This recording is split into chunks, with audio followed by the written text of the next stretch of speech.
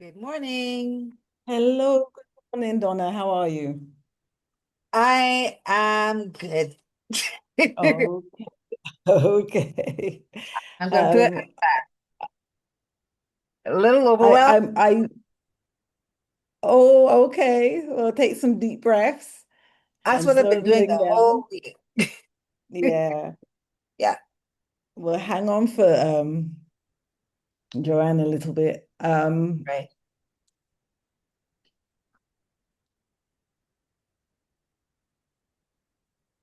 Let me see.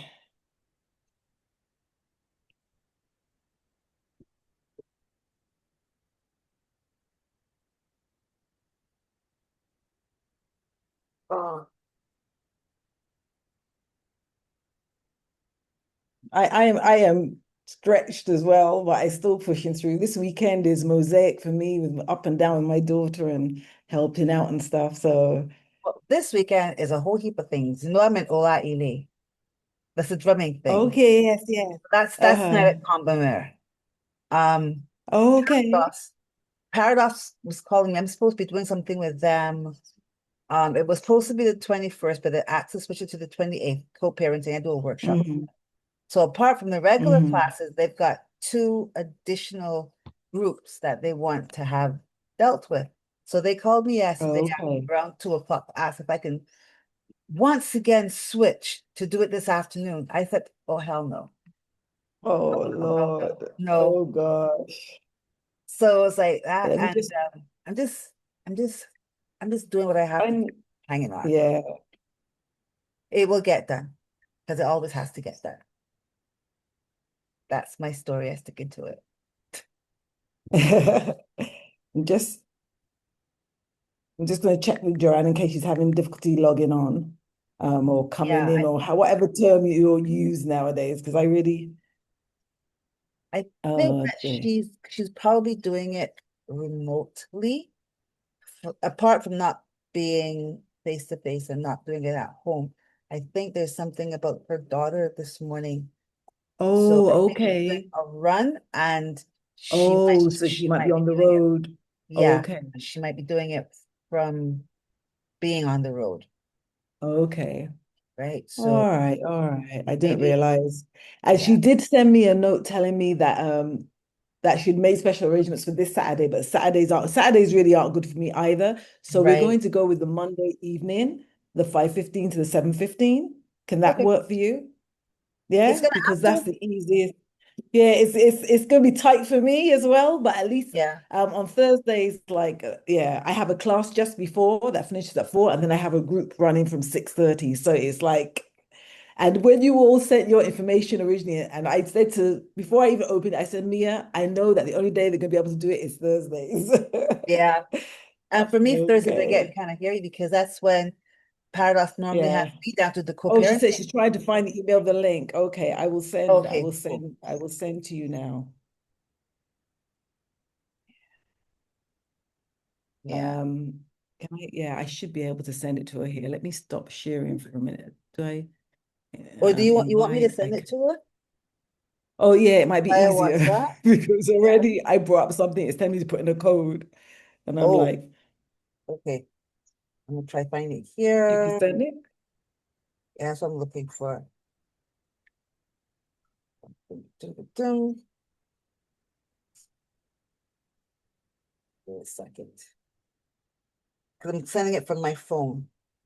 Okay, and like this is the one that we'll use all the time. Okay, so I'm not going Mhm. to deviate from So this link. are we gonna be meeting face to face or meeting via Zoom the whole time? We're going to meet via Zoom. If the need arises that we think that we'll have to try and organize a face to face.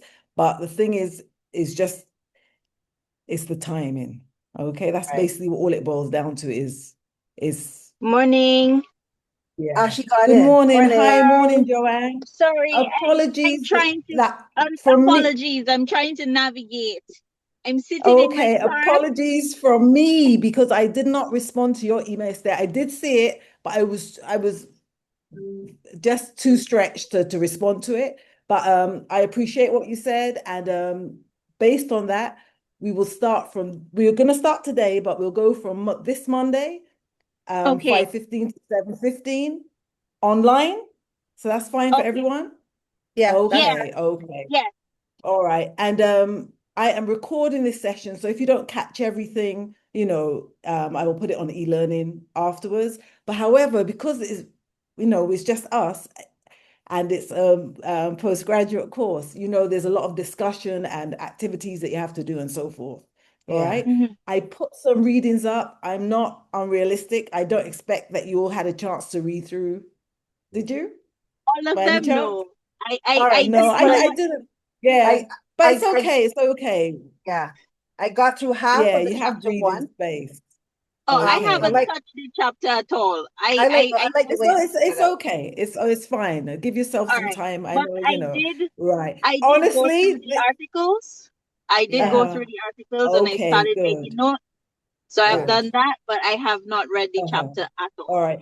And Yeah. the important part that I want you to focus on the articles is the methodology. So you can look towards the end of the lit review, look at the research question and then the methodology so you start to get familiar with qualitative methodology, okay?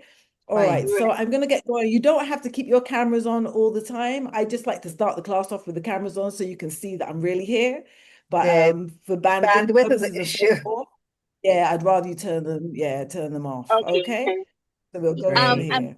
I'm just saying now I would have to pop off after a little while because I'm in the No car. My problem. daughter is at judo. So when judo class finish, I have to Okay. stop and go get her and Right. then come So back. I should So have just said letting as you well, this is the plan. We'll go from now to 10 o'clock, not 10 o'clock. Let me see what I said because I know. noted it down. 11:15. We'll go from now to 10 o'clock, then we'll have a 10-minute break and then go Okay. from 10 past 10 to 11:15 because Okay. I'm of the age that we're sitting in the screen in front of the screen straight for 2 hours, becomes a little challenge. I have to move my feet just a bit. All right. No So problem. Sure. that's why basically. Okay, okay then. So let's get going. So welcome to the qualitative module. Today we're going to focus on qualitative research design, which forms the foundation of many psychological research projects. All right. Before we jump there, though, I will send this document to you on a normal white handout by email, or I'll post it on e-learning. This is just a breakdown of what we're going to cover over the next few weeks. And what I've done is I've got the readings for you, those that can be accessed directly by a link. I've put the link in the document, so you'll just be able to click. The others that can't, I have on e-learning. So I've posted them on e-learning. And I've opened up all the weeks so that you can travel at the speed that you want to travel at. Okay. So we're Great. going to cover qualitative research design today, grounded theory, thematic analysis, and interpretive phenomenological analysis next on Monday. So it is tight. And then we're moving on to data analysis we're going to use QDA minor. We will not be using NVivo because NVivo, the university has not sorted out the license yet so that the students will be able to access it. So we're using QDA minor, which is also a qualitative tool, but it has little extra features that it can be used better in mixed methods research designs. So with QDA minor, just how you would have gone on to, I believe, the student portal and downloaded SPSS, you should be Yes. able to do the exact same thing. Go on and download QDA minor. So I really encourage you to kind of download it as early as possible. And, when you have a minute or two, like play about with it a bit so that by the time we reach that class, it'll be smoother, let me put it that way. And then I don't know why some of my slide is hanging off the thing, but then we have mixed methods research. And then finally, we'll look at writing a research Uh, report in APA Professor, format. Professor, sorry. Sorry, go Are ahead. you sharing your screen? Mhm. Because Oh, all I'm I'm not seeing sharing? on this, I don't know. All I'm seeing is like the links. Curry, and Weber, Okay, Leah and Braun. I don't know if you right. changed or if you switched. Okay, 1 second. I haven't changed the screen. It's a blue So table. I'm seeing the blue Yeah? table. I'm seeing the I'm not schedule for seeing the blue qualitative Right. research table. I'm psychology. just seeing No? All the right, let me references. reshare it. Let me stop sharing for a second and reshare. It may just be a connection Yes, it's issue. probably Let me try again. okay. Um share.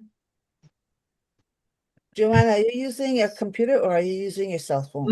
My tablet. I'm using my Tablet. tablet, but I'm That- connected to my hotspot on my phone. Because using the tablet might Oh, be the issue as well. can you see Okay, it okay. better now? All right, I can see. Yes, yes, Okay. Yeah. yes. Okay. So yeah, then the final week is writing a qualitative psychology report using APA style format. All right.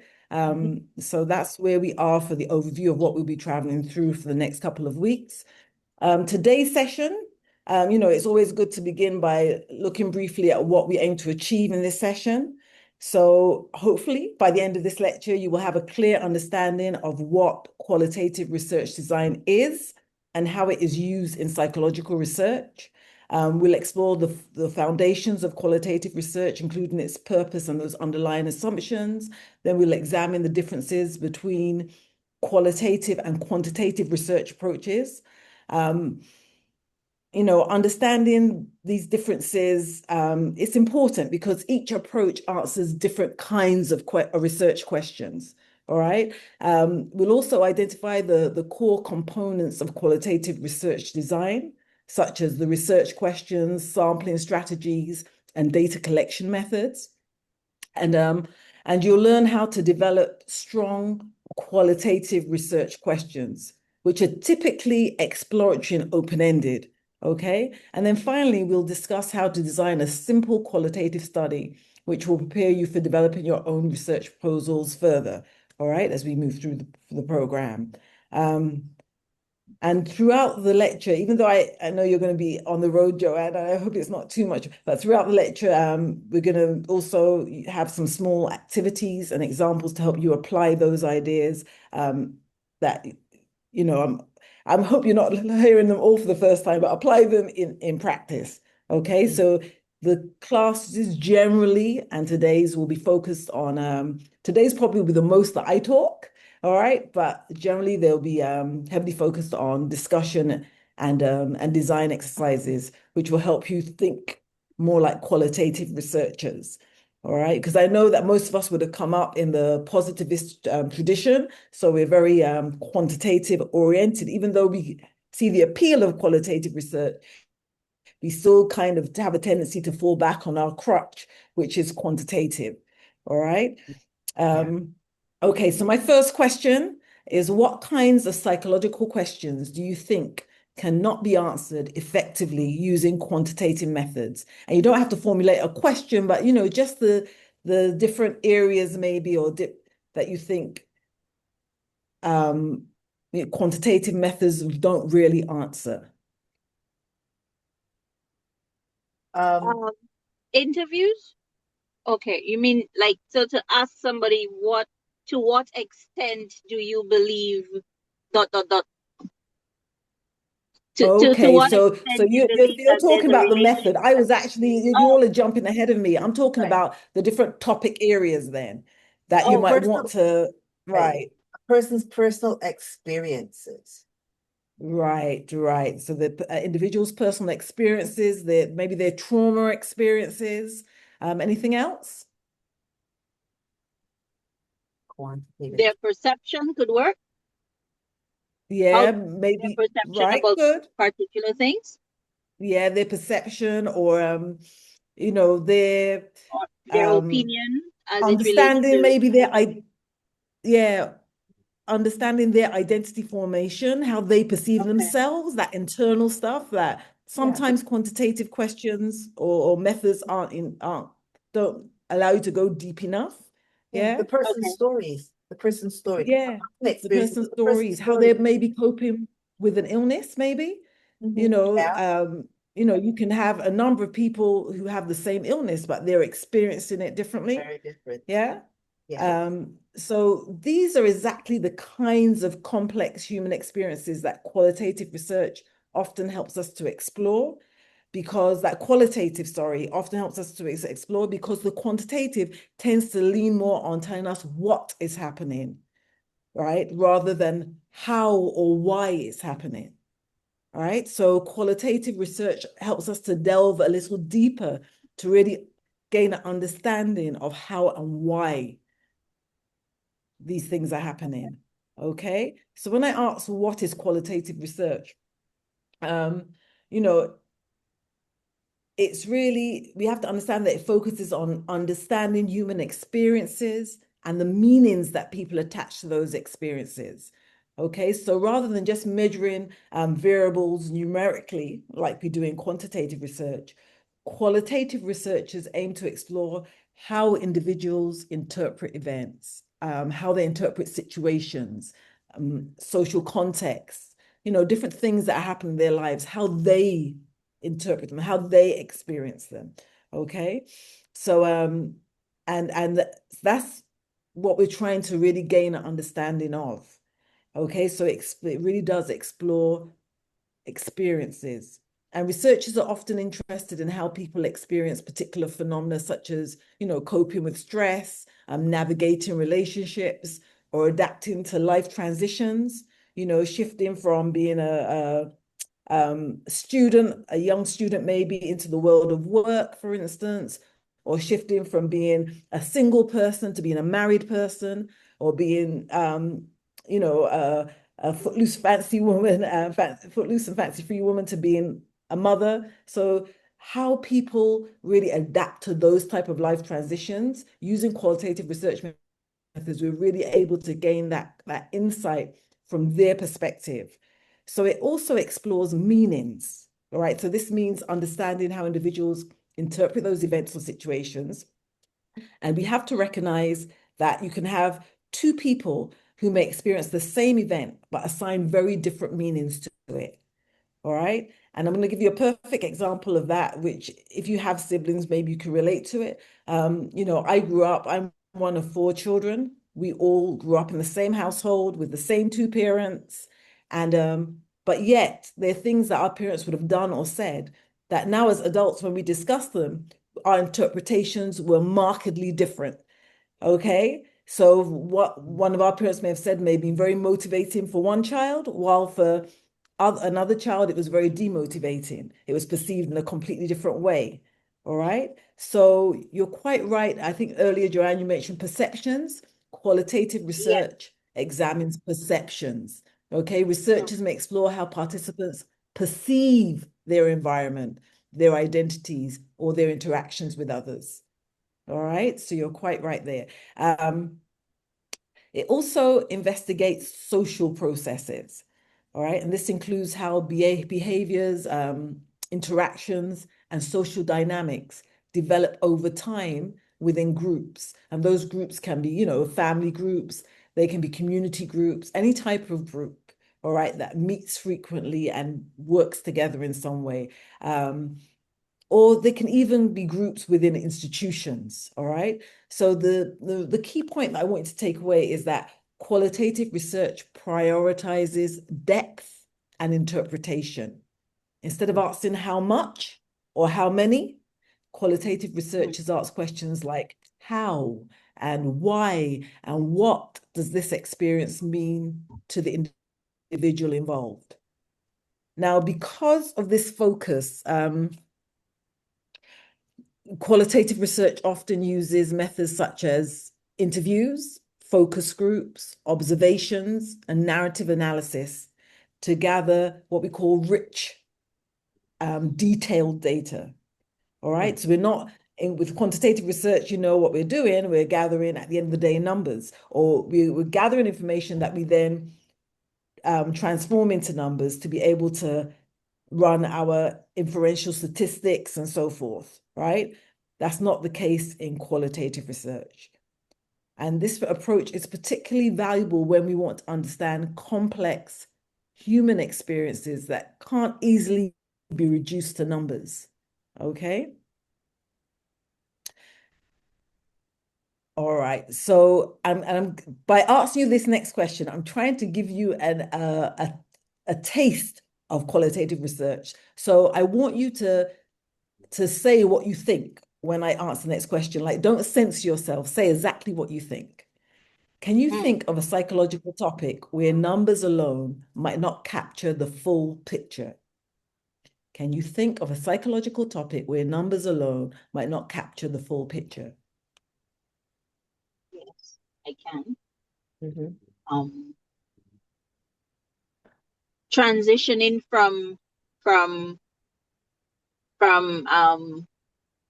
I can think of a topic, but what I'm thinking of, I'm going with parenting, transitioning from being a,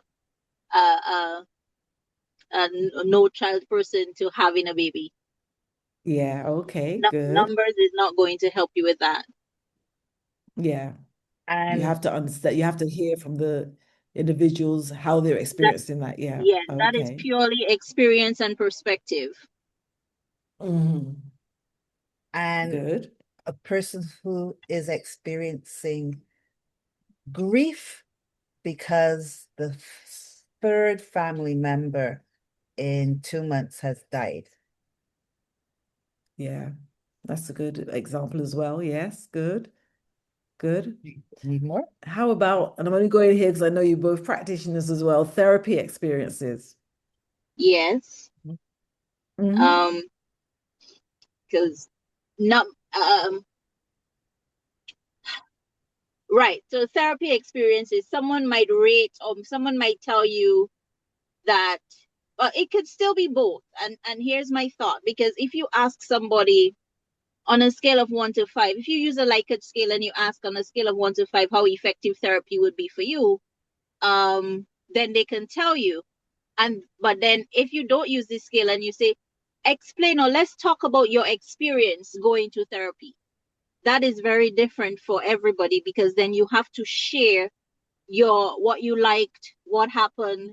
You have to talk about your experience in therapy and not just plug in on a scale. Am I am I Correct. Correct. am I on the right track? Yeah.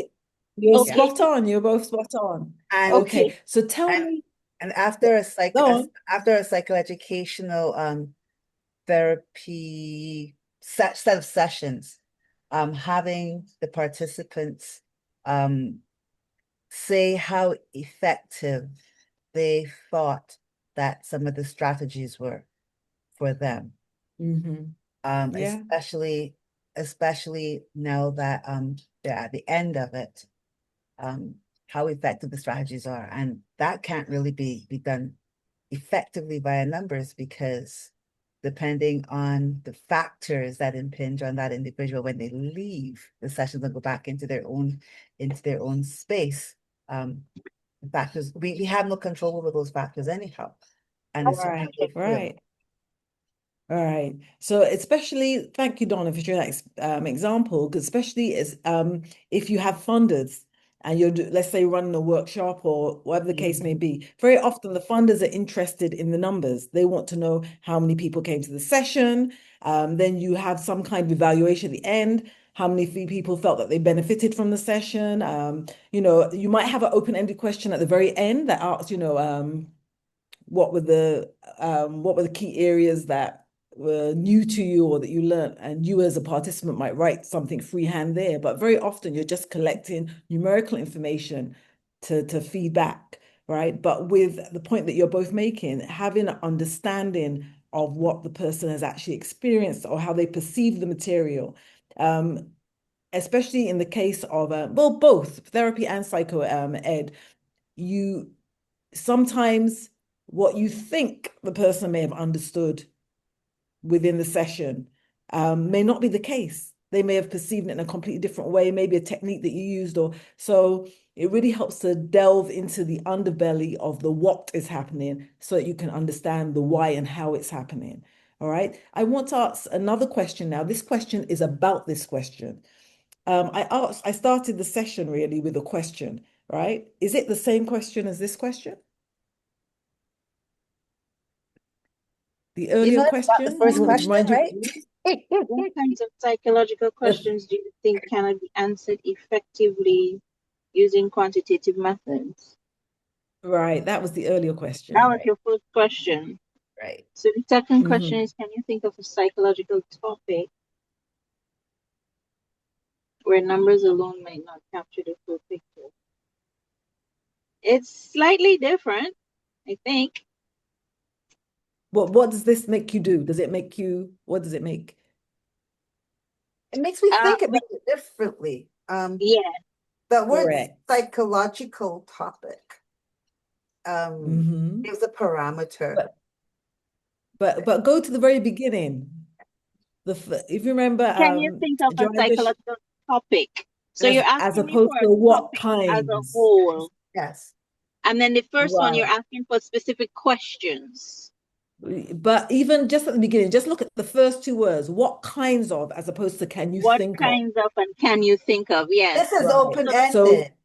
Well, but it's yeah, opening up much more. open-ended, Right. and yes. Right. this one Much is more. closed-ended. Can you think of a yes, I can?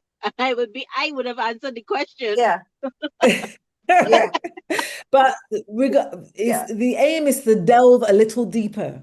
They Mhm. really aren't that qualitatively, the questions are not that different but because of how they're worded, the second one makes you delve a little deeper and your Yeah, responses were a little more, yeah. Okay, Yeah. yeah, I'm trying, bear with yeah, me. No, that's fine. That's fine. I'm liking it. Okay. yeah. All right. So let's, as I said, it always helps to compare and contrast so you get a better understanding of qualitative research when you're comparing it with quantitative research. And I know that you know this because I know you've just come off a good few weeks of quantitative research. You know that it Mhm. focuses primarily on numerical data and statistical analysis. So researchers often test hypotheses, yeah, and they Mhm. examine relationships between variables using structured methods such as surveys or experiments. So the idea is that anybody can come along, grab up your methodology, and conduct the exact same study. Yes, they may have different participants, but they use the exact same methodology, okay, and conduct their statistical analysis and then deal with their results. All right, so that's quantitative. It's very objective. It comes from the positivist tradition. You know, it's really feeding into that.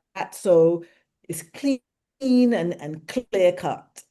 The qualitative research, on the other hand, focuses on understanding experiences, meanings, and social texts and social context. Sorry, and social context. So instead of numbers, the data usually consists of text, narratives, conversations, or observations. All right. Mhm. So another important difference lies in the type of questions that are asked. Um, So with quantitative research, we're often asking questions like, what is the relationship between two variables, or does one variable predict another? All right. While with qualitative research, we're asking questions such as, how do individuals experience a particular phenomena? Okay, so how do you experiencing being a mother of a first child, let's say, okay? Or how do people interpret their social reality? All right? How do they understand the existence that they're experiencing now? Maybe they've become disabled late in life, or so you want to know how they're interpreting their social Can I, reality given their disability. can I, can Go I on. put something in here? I'm thinking about something Mhm. we always using called the needs analysis. And lots of times needs Mhm. analysis tend to collect, data with respect to your finances. How much money does the Mhm. household make? And depending on Mhm. what the individual says, they're put into a category. But I was Mhm. doing something well out of Canada, and they're saying now that $57,000 per year is now putting the Canadian into the category of the middle section of their economic status. And it Mhm. looks very good on paper, but a lot of Canadians are saying, how could I now be considered middle class when $57,000 does not cover all of the bills that we have to deal with? Okay, so they're saying Yeah. that for $57,000, they are not out of the category where they need additional assistance. So I'm listening to what you're saying about quantitative and qualitative, and looking at the fact that even when we do needs analysis, we tend to look at these numbers. But just because a number may look bigger does not mean that that resonates particularly well for the actual participants' lived experience. Right. That's a very good example that you share there. Yeah. Because as you said, the numbers are lining up. However, how the individuals are experiencing Exactly. living and maintaining a lifestyle with that amount of money Yeah, does not. Okay. You exactly. wouldn't know that unless you go in there with the qualitative lens. Qualitative. Exactly. Yeah. Yeah. So don't get me wrong, though, both approaches are valuable in psychology, right? Yeah. Quantitative research helps us to identify patterns and general trends, while qualitative research helps us understand the depth and complexity of human experiences. All right. Yeah. So they are both useful, but we have to recognize that they serve different purposes. Okay. So just to give you an example, a quantitative research question might ask something like, does social media use increase anxiety among university students? Okay, does social media use increase anxiety among university students? Now, this question assumes that anxiety can be measured and compare statistically across individuals.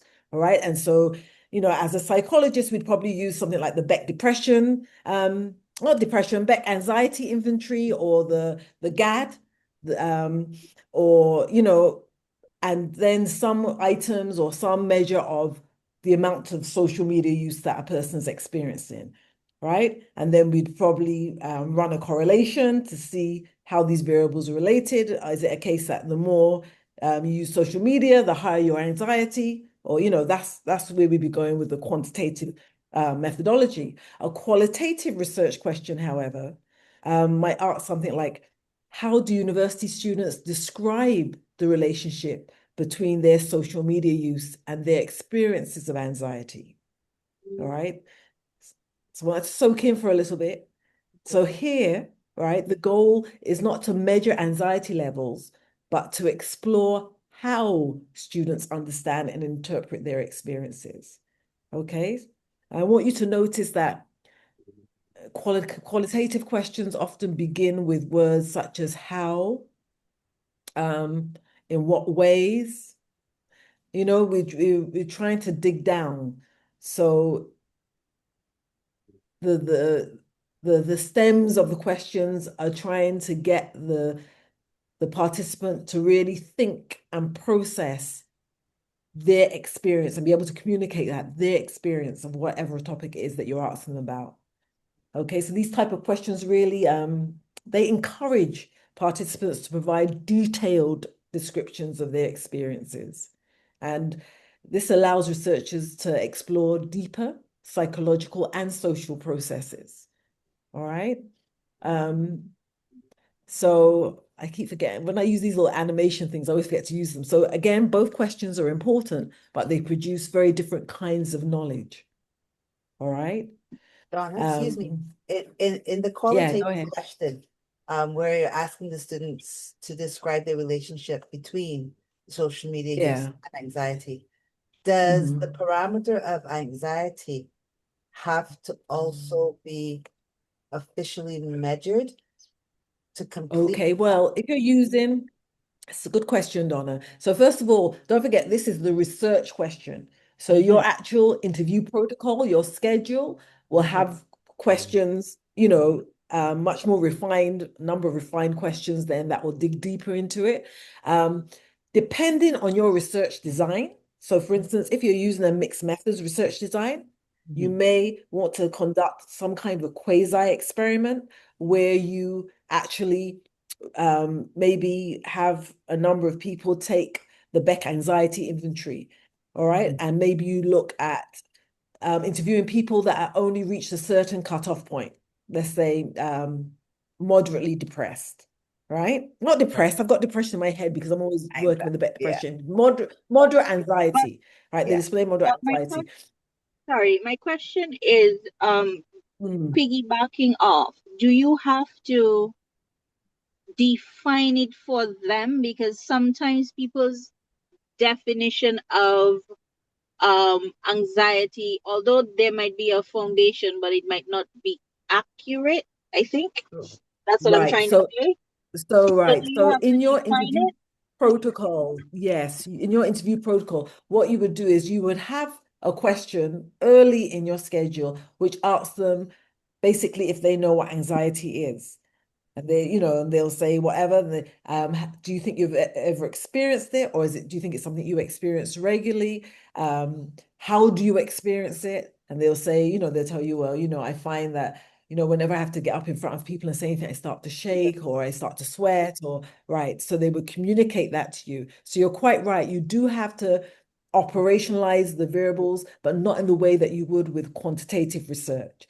Right. The operationalization, ideally, and there's slightly different models along the way. As when we look at the philosophical foundations of qualitative research, you'll see. But ideally, no, I shouldn't say ideally, but in some cases, it may be best for the study, for the participant to define what they mean or understand by the particular construct that you're looking at. While in others, you may, and especially if you're doing a mixed methods design, you may have to, share that definition with the participant. Okay, so I'm just going to finish off answering Donna's question. So Donna, with the Sure. mixed methods, I was telling you that yes, you'll use the Beck anxiety inventory, you assess their anxiety level. You may also assess their social media use. So you're doing a quantitative design initially, but then it becomes quasi-experimental when you separate those participants. So those that are not showing any anxiety at all, as opposed to those who are.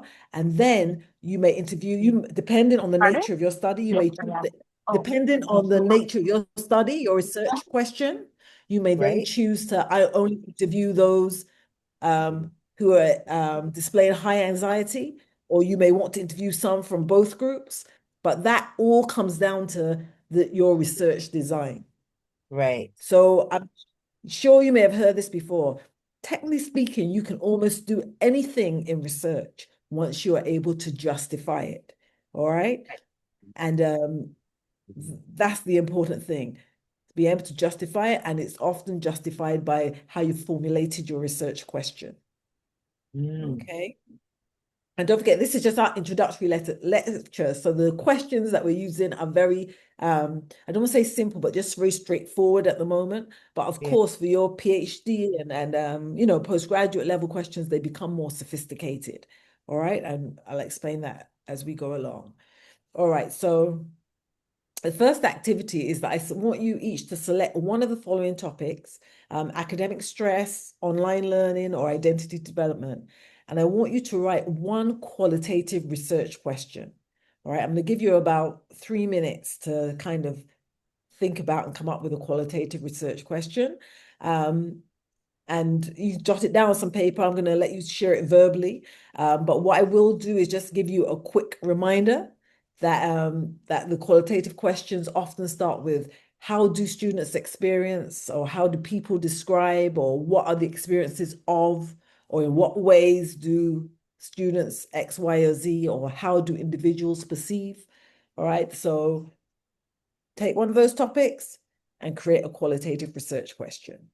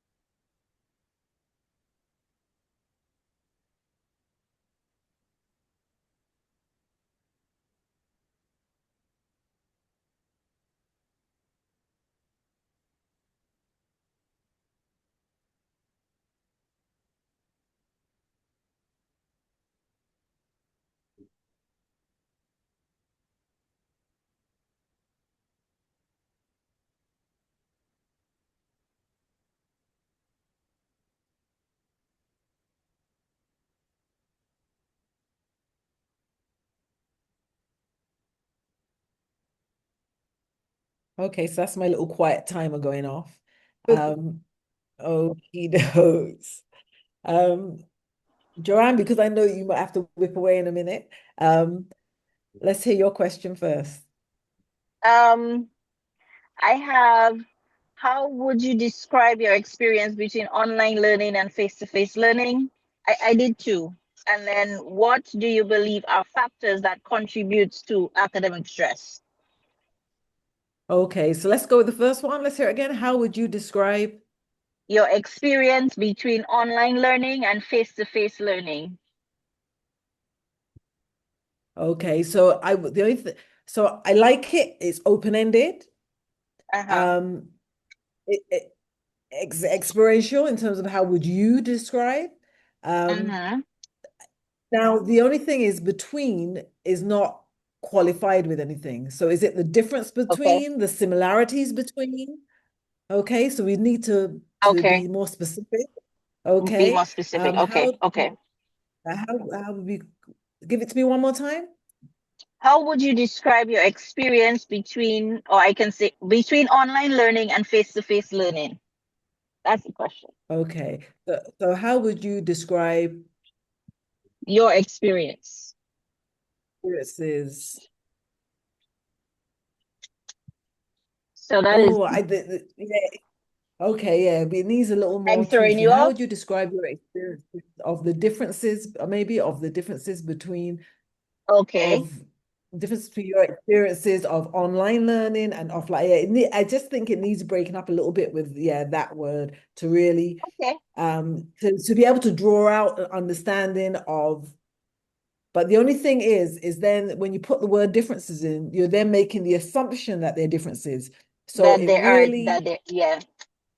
yeah. So how was your Mm. experiences of online learning and classroom learning? Um, so how would you describe, how would you describe your learning experiences in the online classroom and the face-to-face classroom? Oh, okay. Yeah. That would probably Yeah. be the most open that it could be worded. Okay. Okay. Right. It doesn't mean, though, that when you have your interview scheduled, that you will not have to have prompts to make sure that both areas are covered. Don't forget, this is the research question that we're dealing with. Mm. All right. Okay. Okay. All right. Thank you. Okay. No Donna, problem. yours? Okay, I also looked at online learning, but I kind of Mhm. switched the word around a little bit. It says, how do mature students describe their work-life balance while pursuing online postgraduate? I use the word studies, but I could say on while pursuing online postgraduate learning, online learning postgraduate. Okay. Give it to me again, Donna. How do How do mature mature students? students describe their work-life balance while pursuing online postgraduate studies? Okay, right. So that is a fairly well-structured research question. It's open-ended. Okay. Um, again, you use describe like Joanne did. So that's sharing their experiences. Yeah, describe what they're experiencing, and yeah, and it's interpretive because it's coming from them, as was Joanne's. Yeah. So yeah, good. Well done. Um, Joanne, you're gonna run off now, or? I did that already. So I'm driving now, but I'm Oh, you did listening. that already? Yeah. Okay. Talk about Okay. multitasking. Yeah, because I was gonna say, well, we'll take our little the 10-minute break is reduced to a 5-minute break now. We'll take our little 5-minute break now. We can still So get take our break. We can still take our break because I'm driving to another spot. But it's okay, I'm listening. So I'm here. okay. Um, Yes. okay. Do you all tell me push through or take the little break? If we need to take a little break, let's take a little break. Okay, yeah, let's Okay, take a little, we could take a 10 minute. Yeah, yeah, so we'll come that's back at fine. 10 past 10. I'm Okay, gonna no leave everything problem. on as is. All right, so Yeah. you can sign back in, Joanne, if you want. I'll Yeah, just okay, mute. all right. I'll just mute. All right. Okay, okay, Okay. likewise. All right. See you in a bit.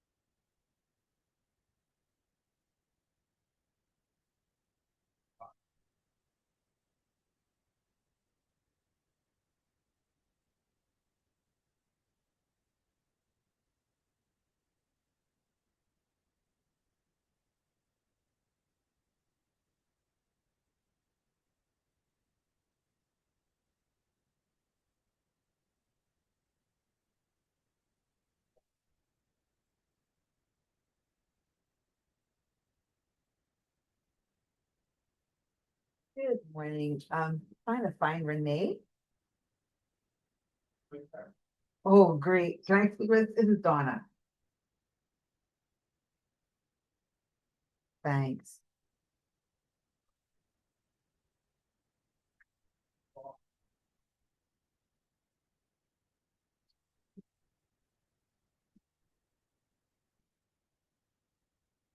Morning, Renee. I've been trying to reach you before. Hi, two things. Um, the drumming concert is tonight. All right, yeah, it's tonight. So just like I was trying to call you about that, just to let you know. But the other thing is I would have loved to have had my hair just touched back up. I'm not gonna bother for today anymore. It's a lost cause. But I need to make an appointment then, I guess, for maybe the next 2 weeks. So I don't think I need color just yet. But I do need to have at least a wash and reset pretty soon. Right? That's my problem now. I can try for next maybe Friday evening after school. Tentative, I can book it for that. No, more like about 3 o'clock. So that I can get away and meet on the rehearsal.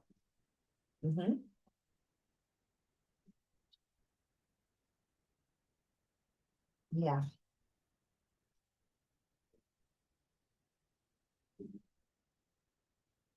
right. So I'll try and make it there for 3 p.m. next Friday. And yeah, and if I cannot make that, I will let you know beforehand, and then I will book for because the following week, I think the next week is Good Friday, but not mistaken. If it's not Good Friday, it's the yeah. So if it's not that weekend, you see, I'm trying to think. Okay, right. Well, first, right, and 27th, it can literally be, I mean, anytime during the day, because that will be the sack, and I'm not going into the state. Right, so if I don't make next week Friday, that'll be the following week, yes. Around, I guess around lunch. What's good for you? What's available? If not full morning, mid-morning.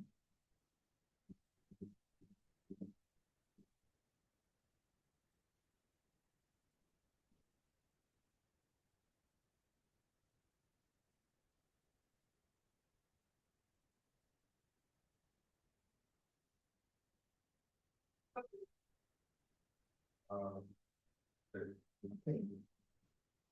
Okay, that's maybe nice. Yeah. Yeah. So, all right. Okay. I would love for you to be able to come tonight, but if you can't, it's understood. I'm hoping.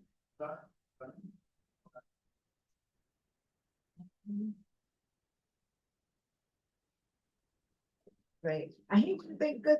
It would have been good to bring him. You got little kids coming. How old is he? We have a little, we have some dancers as well. And I think the youngest one with one of the groups, she looks about 6 or 7 because she's even short, but she's so cute, right? But the kids will be loving it. If you can still manage to bring him, and he'll get in for free. The little kids are getting in for free. Yeah, adults are the only ones that got paid. But sucking money out to them. All right. All right. Good. All right. Take care. All right, bye. Bye. Oh shoot.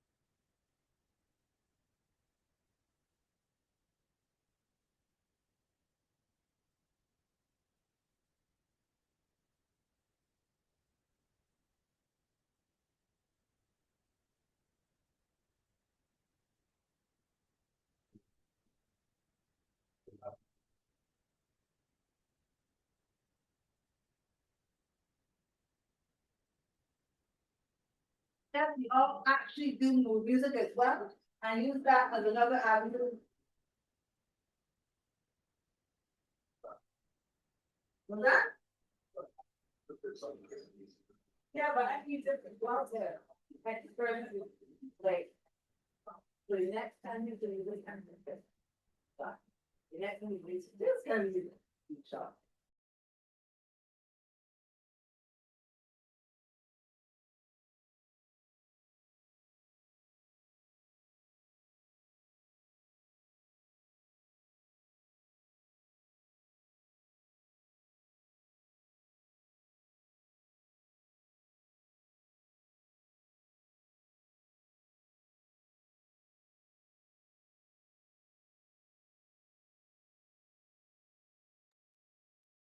Hi, did I miss anything?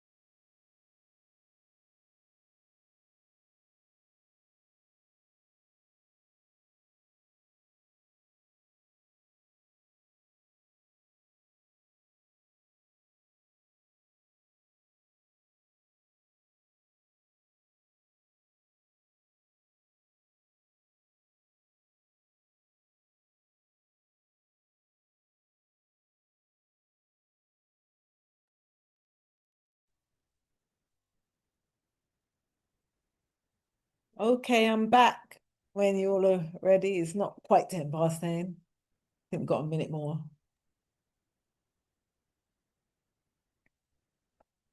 I'm still listening whenever you guys are. No, I'm back on class.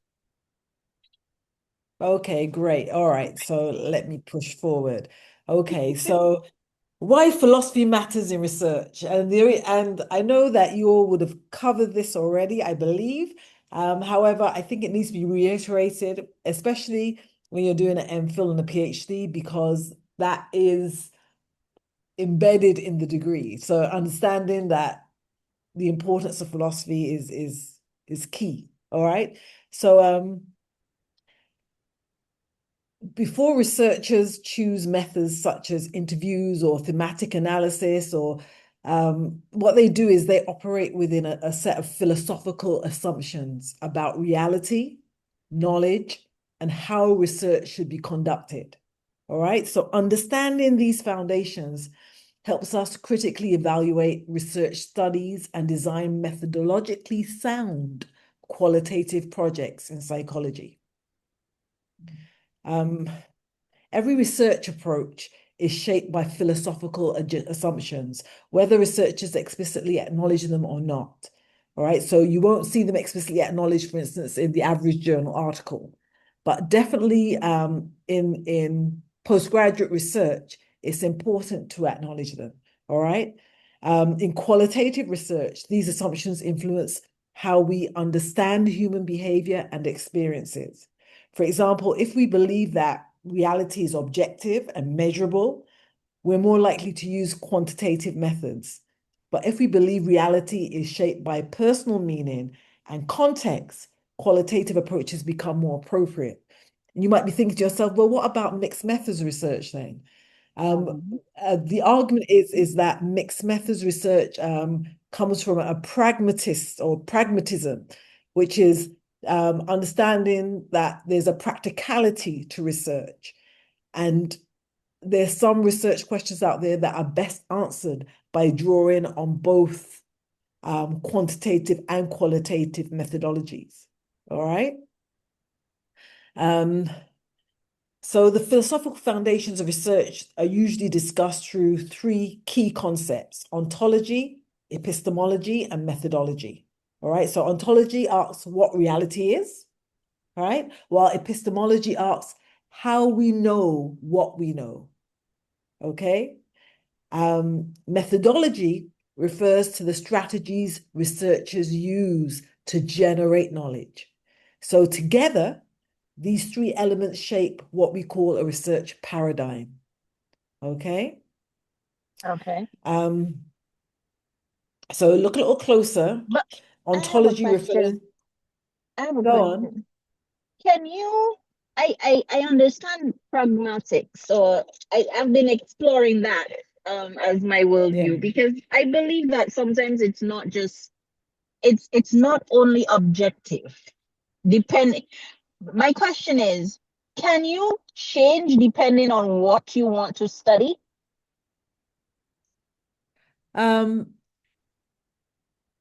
Yeah, because it's all right.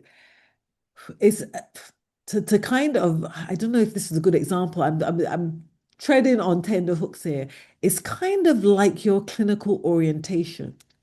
All right. So as a practitioner, you may be oriented in, let's say, CBT in terms of BT, your understanding and you with me? So it's kind yeah, of like that. So, but at the same right. time, when you have a client who you recognize that, look, CBT this is might not not going to work work, for them, where right? you are able to use maybe techniques from psychodynamic So therapy you more or you're like yes, eclectic. yes, you're more eclectic or integrative Okay. because you're trying right. So but my thing is that um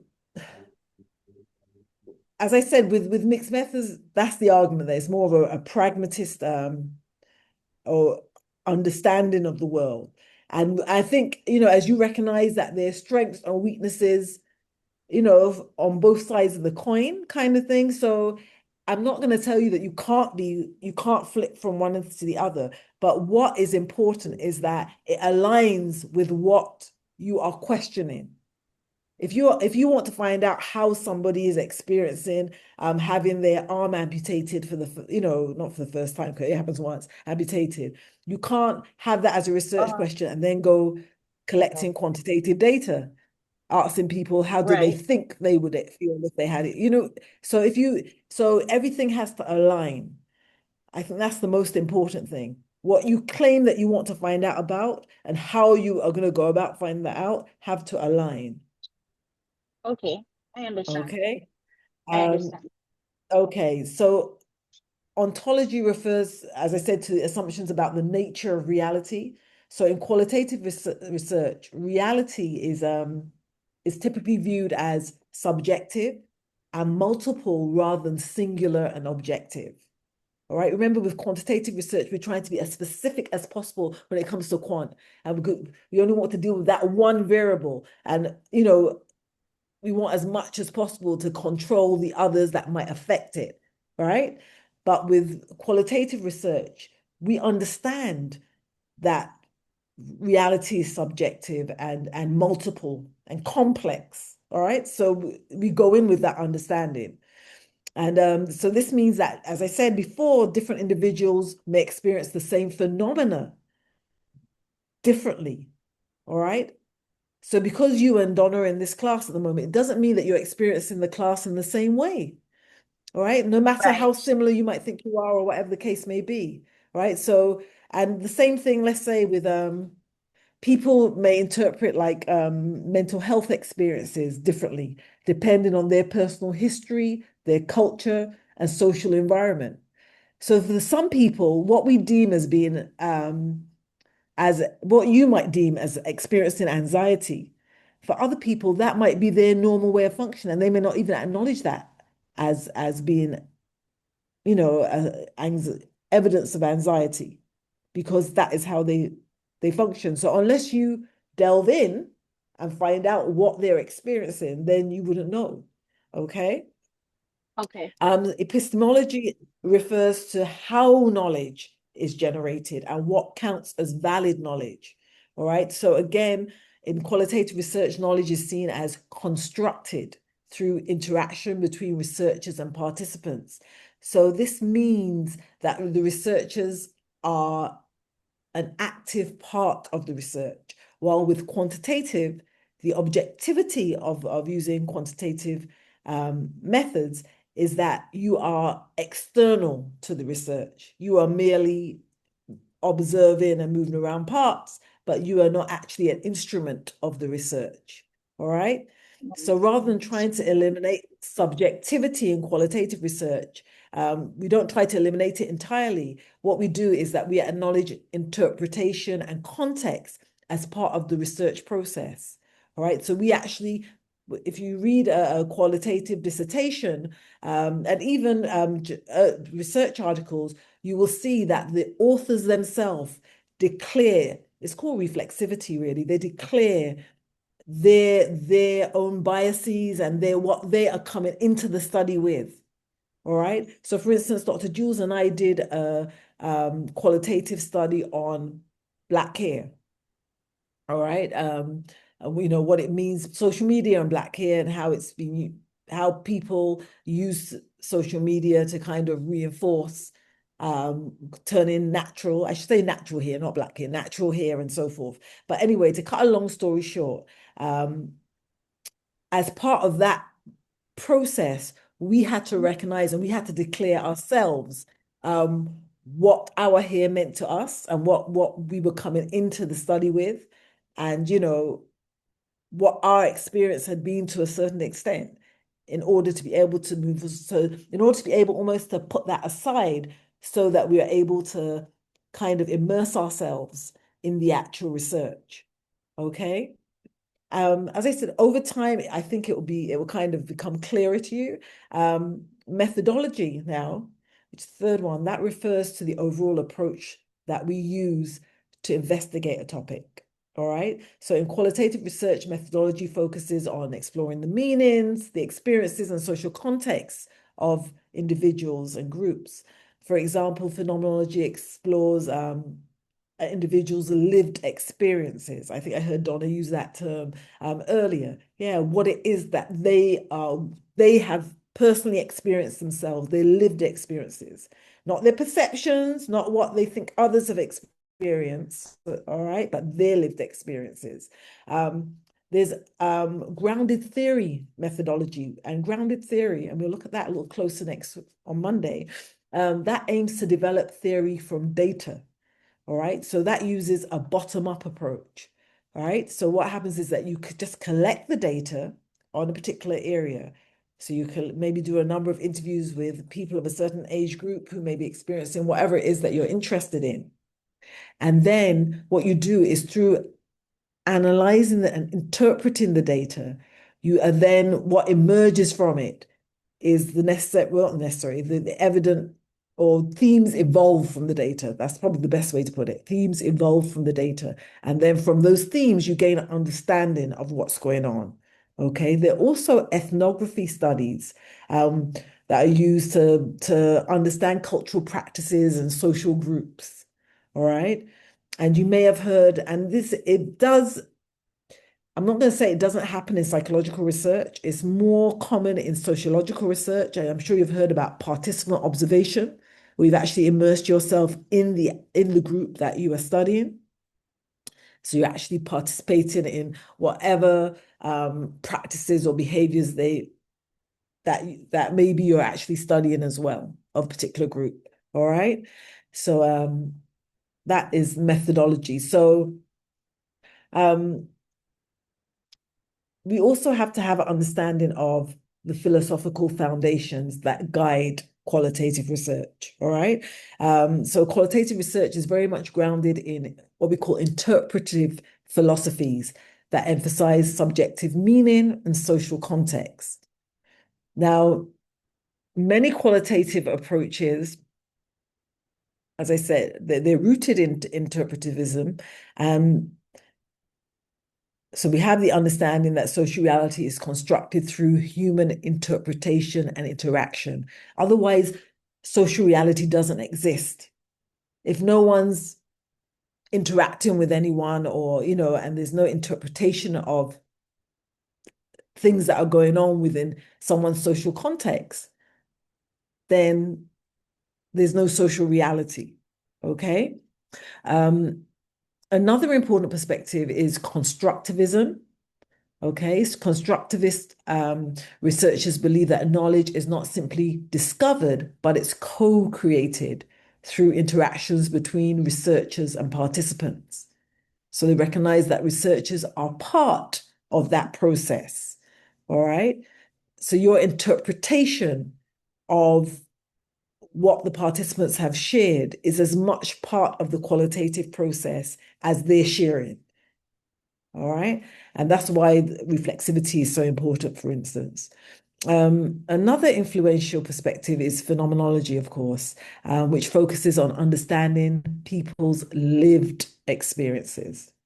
All right. So researchers using phenomenological approaches try to understand how individuals experience particular events or phenomena in their everyday lives. And these philosophical perspectives shape how qualitative researchers design their studies, collect data, and interpret findings. And they remind us that qualitative research is not simply about collecting stories, all right? But it's about interpreting how individuals make sense of their world. I want you to think for a minute. I want you to answer this question. Do you think researchers can ever be completely objective when studying human experiences? No. Oh, that came fast and furious. Okay. Yeah. Yeah. No, because I was about to ask when you mentioned phenomenology, Phenomenal. talking Yeah. about lived experiences, wouldn't biases come under there? Of Because you course. are going to have a bias at some point. Yeah. You're quite So right. you This leads naturally into, reflexivity. right. Um, Yeah, and apart from so bias, you also have mhm, interests. So if you got two researchers with the same participant, the participant may say something about their story that may cause one of the researchers to go down one path of exploration, and another researcher mhm. going down another path of exploration for the same story. Yeah, right. Spot on. So unlike some quantitative approaches that aim for that objectivity and that distance from the participants, qualitative research often acknowledges that the researcher is part of the research process. And that's why it's so important to declare as much as you can what you're coming into the research with, right? Whether it be biases, whether it be pre-expectations, let me put it that way, but declaring your hand from the outset. Okay. Um, so well, yeah, let me just, even though I've spoken to them, I just want to make sure that we are on the same page. So I think that you've got most of the points that I've made here. What I want to stress is that from this perspective, reality is socially constructed and may differ from person to person. And because of this, researchers often use qualitative methods like the interviews, the observations, or open-ended questions to explore how individuals understand their world. And it's one of the most influential paradigms in qualitative research, all right? So it's arguing that social reality can't be understood through objective measurement alone. So instead, researchers must interpret, and that's the interpretivism, the meanings that people attach to their experiences. And this is why interpretivist studies often rely on methods such as the in-depth interviews and participant observation, for instance, okay? And then with constructivism, it's really building on interpretivist ideas by emphasizing that individuals actively construct knowledge through interactions with their environment, okay? So from this perspective, knowledge is not discovered, but created through social processes, all right? Researchers, they explore how people interpret and make sense of their experiences, yes. It's really built on the idea that knowledge is not simply discovered as an objective truth, but instead that it's constructed through those interactions between the researcher and the participants. And this means that people bring their own experiences, their perspectives, and meanings to the study, all right? And it's through those methods, the interviews, the discussions, observations, that researchers and participants together create an understanding of the topic that's being studied. So rather than having this idea of one fixed reality, constructivism assumes that there can be multiple perspectives and interpretations of reality. And the findings that emerge from interaction between researcher and participants is what's important, okay? So the role of the researcher, unlike in quantitative research, where the researcher attempts to remain detached, qualitative research acknowledges the researcher as part of the research process. Okay, so the researchers interpret the data, they interact with participants, and they influence the research environment. And because of this, reflexivity, reflecting on one's own assumptions and biases, is an essential practice. Okay. In terms of the strengths of qualitative philosophy, I would say that one of its greatest strengths is its ability to explore complex human experiences in depth. Okay, and this is particularly important when we're studying issues such as identity or trauma, culture, and mental health. These type of approaches really allow us to kind of capture perspectives that might be missed through purely numerical data.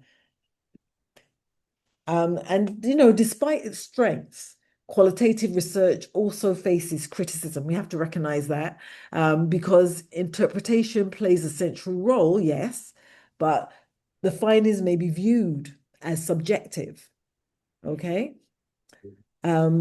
Qualitative studies often involve smaller samples. So you're not surveying 150 plus individuals. You're very often maybe interviewing,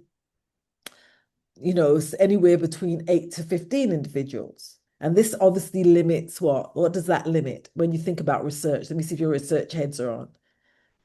If you're dealing with a smaller sample. Right. The ability to generalize to a grander population because you have such a small sample. Correct. It's not randomized. Right. So it does limit generalizability. However, qualitative research prioritizes depth of understanding rather than statistical representativeness. So your aim is not necessarily to be able to generalize from these findings, but your aim is to understand the particular area in depth. Okay. Can I also add So here key takeaways. Go on. What's that? I want to ask you a question. The ability from the qualitative studies to have further research generated on aspects of the findings of the qualitative studies. Yes, yes. And also, especially with grounded theory, very often you're generating theory from the qualitative studies that can then be used or be used in research in a quantitative way so that you can get to that step, as you're saying, with being able to generalize to a wider population. So it does have an important role, all right? So I just want you to remember that qualitative research isn't simply about conducting interviews or observations. It's rooted in deeper philosophical assumptions about reality and knowledge. So understanding these foundations allows us as researchers to design rigorous studies and critically evaluate qualitative findings in psychology. All right, so let's look at some common qualitative approaches. And Now, each approach is designed to answer different types of research questions. All right, so we've got thematic analysis here, and that is outlined by Braun and Clark in 2006. And you'll see I have some of their papers on our reading list. Obviously I encourage you have to read them, end of story, right? But you'll see that thematic analysis focuses on identifying patterns or themes across qualitative data. So such as, interview transcripts or open-ended responses. So what the researchers do is you code the data and you organize recurring ideas into themes. All right, so you may have interview transcripts from 8 different people about, obviously your research question. And what you do then is that you're going through those transcripts and you're coding them. You're looking for similar themes that are coming up again and again across those 8 transcripts, okay? Thematic analysis. So a researcher might ask something like, what theme emerges from university students' experience of academic stress, all right? And that's essentially what's guiding your data analysis process as you move through that, all right? So then next we have grounded theory, and that's developed by Glasser and Strauss in 1967. And grounded theory generates a new theory, right, directly from the data. So rather than testing an existing one, you are generating new theory, and you're doing this through constant comparison. So let's say you have a number of transcripts, you're constantly comparing. And what happens is that concepts gradually develop into a theoretical explanation. All right, so an example research question might be something like, how do first-generation university students navigate academic and social challenges in university? All right, and the goal is to develop a theory to explain this process. All right, so I hate to give examples like this, but I'm quick and dirty examples. So let's say you have 7 scripts, and you have, when you read them and you've gone over them again and again, you're seeing the most frequent kind of themes that are emerging are that they reach out to maybe, let's say, family friends who have been through the university experience for guidance and so forth. And therefore there may be some other things, but therefore you start to develop a theory of how they're able to navigate the university experience, yeah? Or they may reach out to peers or whatever, okay? So another approach is interpretive phenomenological analysis, which we refer to as IPA. And this was introduced by Jonathan Smith in 1996, and it was further developed by Smith, Flowers, and Larkin in 2009. Now, IPA focuses on people's lived experiences and how individuals interpret those experiences. So a typical question might be something like, how do students experience and make sense of studying entirely online during their first year of university? All right. So you want their interpretation of it, all right? Narrative analysis, moving on, is associated with Catherine Reisman in 1993 and 2008. And she focused on, well, not she, sorry, narrative analysis focuses on the stories that people tell about their lives. Okay, researchers examine how individuals construct meaning and identity through storytelling. So an example would be something like a researcher might ask, how do immigrant students narrate their educational journeys and identity development in a new country? All right. And finally, we have case study, which is widely discussed by Robert Yin in 2009 and Robert Stake in 1995. And this involves an in-depth investigation of a single case, organization, group, or setting. And often you're using multiple sources of data, right? So you may be using policy documents, institutional code of ethics, reports, as well as interviews or focus groups. So you're using multiple sources of data. So a case study question might be something like, how does one university successfully implement a campus-wide mental health support program for students? All right. So obviously, just by interviewing students, you wouldn't be able to answer that question. Just by interviewing the people that work in the support program, you wouldn't be able to get the answer to that question. You'd also have to interview the university administrators. You would have to look at the policy documents and so forth. Okay.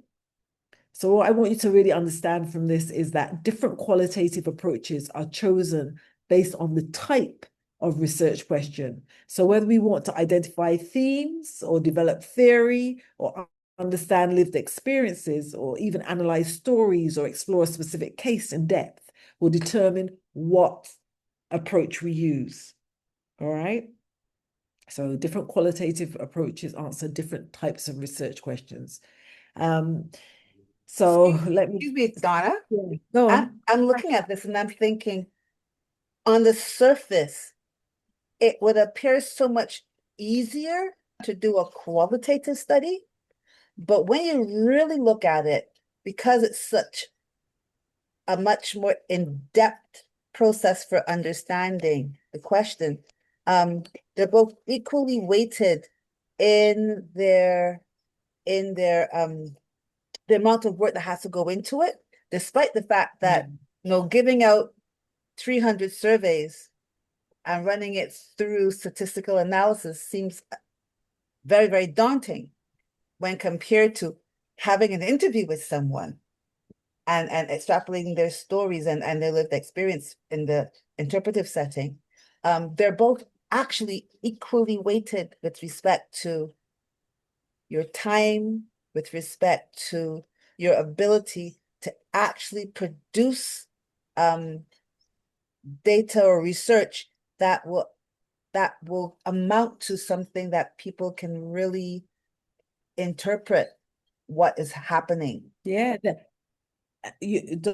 Donna, you articulated that very well, because the misconception that many students have coming into postgraduate studies in any discipline is that somehow qualitative research is easier than quantitative because of, I think, Caribbeans. Should I say Caribbean, or is it people in general tend to have more fear of numbers and using statistical techniques? I would argue, really and truly, I would argue that quantitative research is a little easier because you have all of the tools that do the work for you. But whether you're using QDA minor or NVivo, you are the instrument. You still have to do the work. You're not relying on something to collate numbers. You have to go through there. You have to make a decision and be able to justify that decision as to why this phrasing depicts maybe, I don't know, trauma or some kind of stress. And I would actually argue that a qualitative is harder, really and truly. It's definitely more labor intensive than quantitative. And I dabble in both quant and qual, and I can tell you qual is definitely more, if qual is like a workout at the gym when you really don't feel like going to the gym. That's what it really is. But what you end up with though, you end up with that deeper understanding. And sometimes, a lot of the preconceptions that you went in with get blown out of the water because, hearing from people themselves what it is or how it is that they're experiencing the world is very, very different.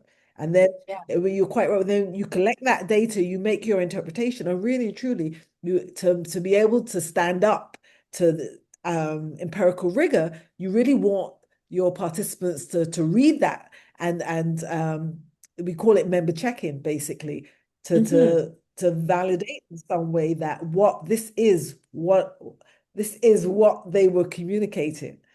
Yeah. Yeah, So definitely. it is work. I'm just telling you. So the question I had for you all is, if you wanted to understand how people cope with chronic illness, which method might you choose and why? So I'm going to repeat it. The easy part is if you wanted to understand how people cope with chronic illness, which method might you choose? But the hard part is that I want you to tell me and why you would choose that method. Okay, so think about it for a minute. If you wanted to understand how people cope with chronic illness, which method might you choose and why? Okay, can I go? Yeah, go ahead. All right. I would choose the qualitative approach with the interpretive phenomenological analysis because people's tolerance for things like pain, people's tolerance for things like change, people's tolerance for things like a time lapse or time span are very, very different. And the factors that impinge on people with chronic illness go anywhere from their socioeconomic lived experience through to support. And in getting their particular stories, you also be able to find out what other factors make their chronic illness experience more or less able to be coped with.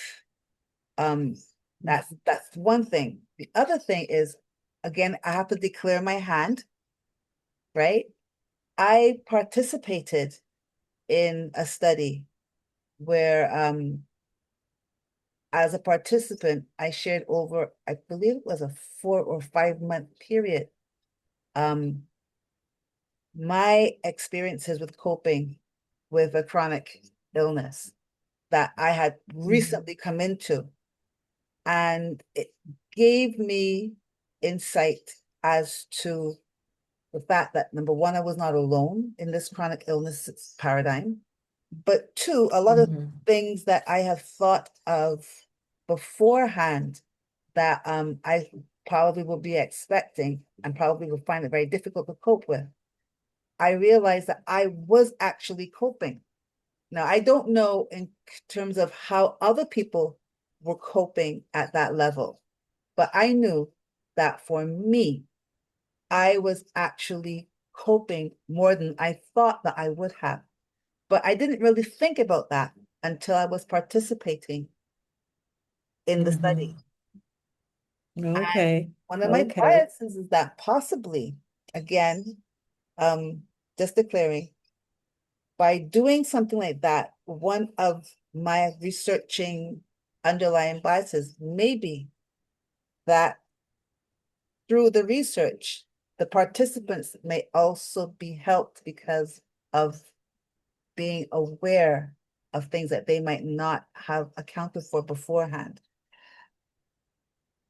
And I find that fascinating. Okay. Right? Okay, good. Thank you for sharing. Thank you for sharing the second half as well, which is your experience as a participant. Joanne, are you with us? You can hear me? I can. I'm Right. here. Right. Is there anything that you want to question about what Donna shared? She said she would use IPA. Do you dispute that in any way, or you think that would be the ideal as well? I was thinking that would be the ideal as well. I would use IPA Yeah, because because it allows you to explore. Everyone's experience is different, and even if you may have the same chronic illness as 3 or 4 other people, the what you go through, how you experience it might be very different. The pains that you get might be different, and how you cope. So for someone it would be okay if your legs are swollen, or if it's something, then you sit and you put your foot up. Yeah, okay, you yeah, coping with this with this swelling by putting your foot up, but then you have back problems. yeah, You- yeah. So it kind of feeds into to other things that you might be experiencing. So for the individual, it focuses on them holistically. That is what I think. Right. That is why I think IPA would be Okay. better for this, because it touches on the person itself with everything that they are Right. going through. Right. So you both are correct. Wonderful explanations. So in a nutshell, you're focusing on the individual's lived experience. Okay, so as long as you're focusing on their lived experience, interpretive phenomenological analysis, IPA is going to be the ideal approach to use, method to use. Okay, great. Okay, so let's just go to the research design. I'm hoping that we can whip through because time travels quickly. When designing a qualitative study, right, there's several core components that need to work together, right? And that first element, of course, is the research question, which should be open-ended and focused on exploring experiences or meanings, all right? So that's the starting point. The second element is the methodological approach. In fact, before I say that, because I also want you all to think about the writing up of this as well a little bit as we go along. When I say this is where we begin, this doesn't mean that you don't have a literature review. I just want to stress that. You still have to review the literature to be able to arrive at a solid research question. Okay? So you're still going through the regular process in terms of reviewing your literature, finding the gaps in the literature, and making a case for why you want to, look at this and what your question is. Okay. So this moving on to the methodological approach, which really refers to the overall strategy that you will use to investigate your research question, such as thematic analysis, thematic analysis or grounded theory. I went to IPA because I've got IPA in my head. And then, as researchers, you must determine a sampling strategy, okay, which involves selecting participants who have relevant knowledge or skills related to the research topic. All right. Then number 4, you want your data collection. And in qualitative research, this often involves interviews and focus groups or observations. So you're dealing with text, all right, very text heavy. And then data analysis. And this is when you are coding and you're interpreting the data so that you're looking to identify different patterns and themes. All right. And then finally, qualitative research requires reflexivity. All right. Meaning that researchers must reflect on how their own perspectives and assumptions may influence the research process. All right. Very important. So let's look a little closer at these. Okay, so the questions should invite detailed description rather than simple yes or no answers when you're formulating your research question. So that's what you want to do. And I'm going to look a little closer at sampling, but I just want to kind of stress here that you have your questions, they're open-ended. Very often they're exploratory. All right. They focus on experience and they're context sensitive. So this means that you have to put boundaries in place. So when you have, I'm trying to think of one of the earlier qualitative questions. I think Joanne, your question was describe, remind me if you have it, is there still something, describe the differences between online and classroom and face-to-face classroom learning or something like that to that effect. To build out that research question, you'd want to make sure that you contextualize it, right? So undergraduate, postgraduate, for instance, which one is it? Is it school students? Is it? So when we're building the qualitative research question, it's going to guide our study. So you have to think whether it's full-time or part-time. So you have to think of all of that. All of those parameters Okay. should be in place. Because Okay. just like with all research, remember, your methodology is going to be like the recipe, right? When you open a recipe book and you follow all the instructions, you expect to find a similar bread being made or whatever the case may be. So the more detail that you have, the stronger, the more robust your research question is going to be. Okay? Okay. Okay. Okie dokes. Okay.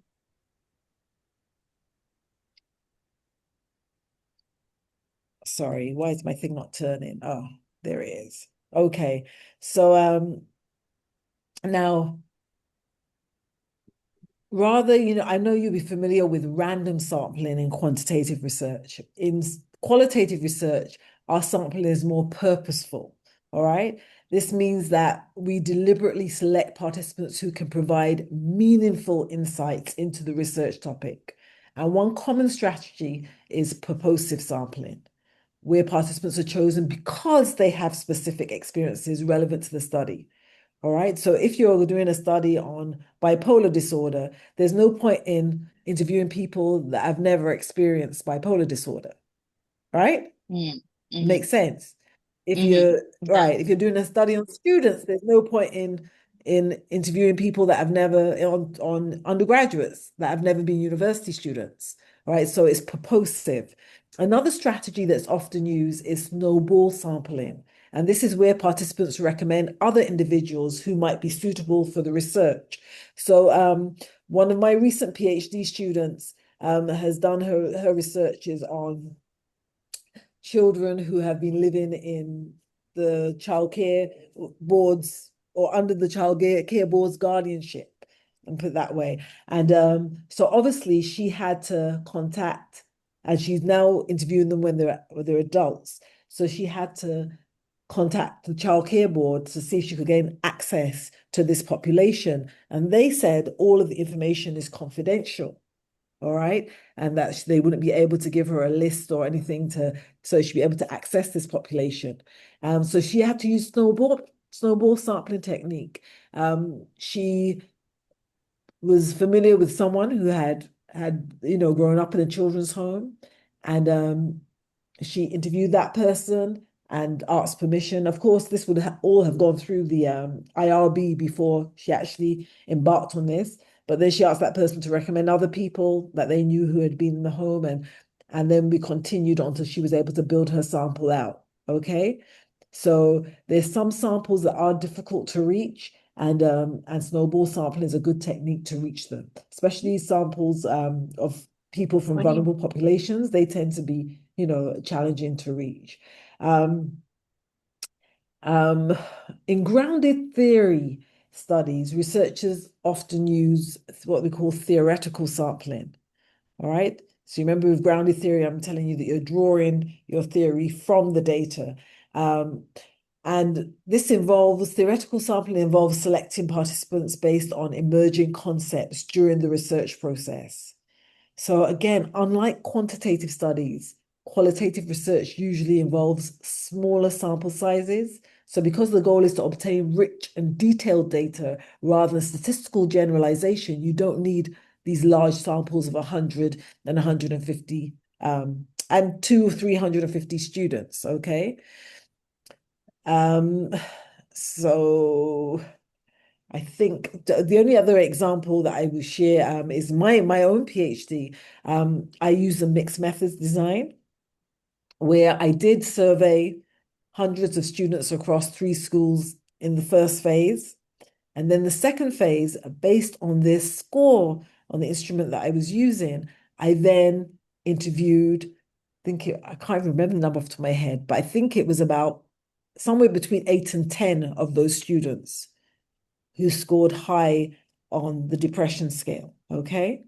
So that second phase, I would have used purposive sampling, all right? Okay.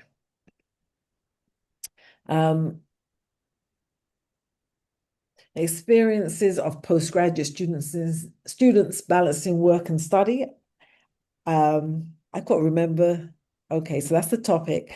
And then a question that could be used for that topic would be something like, how do postgraduate students describe their experiences balancing research responsibilities with employment? All right. So this question focuses on lived experiences because it's asking about how do they describe their experiences rather than measurement. So we're not looking at what or how many, we're looking at how they describe their experiences. Okay. And an example of a sampling plan for that study. As I said, qualitative studies prioritize depth rather than large sample sizes. So my participants may be 10 postgraduate psychology students, and the criteria would be that they're currently working while they're studying. So they're currently employed while they're studying. All right. Another concept that I want to introduce you to that we will look further at later as well is that in my study, if by the time I get to, let's say, my 7th participant, right? So I should mention as well that qualitative research, as you're collecting your data, you're transcribing it and you are reading it over and over again. So by the time as you go from participant to participant, by the time you get to your 7th or 8th, you may see similar themes reoccurring, okay? Which at that point, when you get to your 8th or your 9th, you're hearing the same thing. You've reached what we call saturation, all right? There's no point in interviewing anymore because the same themes have reoccurred again and again and again, all right? So that's why sometimes, you might hear somebody say, oh, yes, I'm going to interview, I don't know, 15 people. But then when you read their study, you see they only interviewed 8 or 9. All right. It's because they reached that saturation. All right. So there are several methods for collecting qualitative data. And the most common is, of course, the semi-structured interviews, where you prepare a set of guiding questions, but you allow for flexibility so that your participants can elaborate on their experiences, because remember, we're interested in depth. Another method, of course, is focus groups, where you're using small groups, you bring them together to discuss a topic together, and this allows the researchers to observe group dynamics and shared perspectives. All right. You may also want to use observations, where you study behaviors and interactions within natural settings. You may be observing a classroom, may sit in the back of the classroom and observe how the children interact with the teacher. Other sources of qualitative data include diaries, written narratives, and documents. Diaries, you may actually request that a group of people keep a diary over a 2-week period as it pertains to a specific maybe behavior or experience that they have been exposed to, okay? And all of these things can provide insight into personal experiences and social context, right? So the choice of method depends on the research question and the type of data needed to answer it, all right? So that thread there's that common thread that's running through and tying each part of the research process as you go through, okay? All right, so some example interview questions, okay, would be, so we're going down. So these are not research questions, these are example interview questions. What we would ask, going back to the example that I put up for the topic, for the example, I put up for the topic, I have to remember it. I know it's similar to how do postgraduate students describe their experiences? Remember that one? This is the example that I'm still working with, all right? So some example interview questions would be things like, can you describe your typical week balancing work and research? All right? So they would have free rein to describe what their typical week is like, okay? Another question would be something like, what challenges do you experience? Okay. Can you think of any other question that might be good to pose to this sample?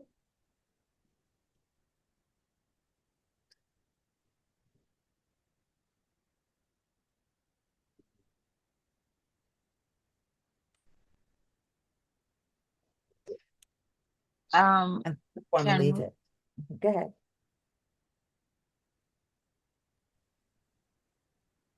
can we ask about tools that they use to be able to balance?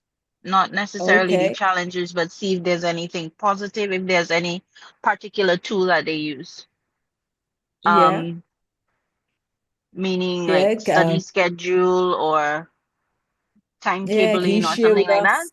Yeah, yeah, you could have something like, can you share with us ways in which you cope Yes. with Okay. balancing work and research? Yeah, yeah. Yeah. Okay. Um, Okay. that's a good one. Yeah.